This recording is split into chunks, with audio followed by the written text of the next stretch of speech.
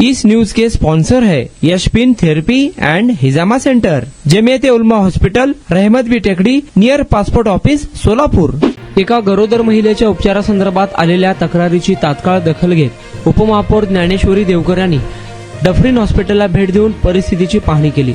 संबंधित महिलेला आवश्यक वैद्यकीय सुविधा मिळत नसल्याची माहिती मिळताच हॉस्पिटलमध्ये जाऊन महिलेची प्रत्यक्ष भेट घेत तिची विचारपूस करण्यात आली। महिलेची प्रकृती गंभीर असल्याने पुढील उपचारासाठी सिव्हिल हॉस्पिटलमध्ये हलविण्यात आले। दरम्यान उपमहापौरांच्या पाहणी दरम्यान डफरीन हॉस्पिटलमध्ये गरोदर महिलांसाठी आवश्यक सुविधा अपुऱ्या असल्याचे निदर्शनास आले। याची गंभीर दखल घेत उपमहापौर देवकर यांनी आरोग्य अधिकाऱ्यांशी दूरध्वनीवरून संपर्क साधून संबंधित बाबींवर तात्काळ कार्यवाही करण्याच्या सूचना दिल्या। हॉस्पिटलमधील आयसीयू विभाग बंद आहे, तो त्वरित चालू करावा। ओपीडी विभागाची पाहणी देखील उपमहापौरांनी केली। उपमहापौर देवकर यांनी तक्रारीची तात्काळ दखल घेत डफरीन हॉस्पिटलला दिलेल्या भेटीमुळे त्यांच्या कार्याची चुणूक यामधून पाहायला मिळत आहे।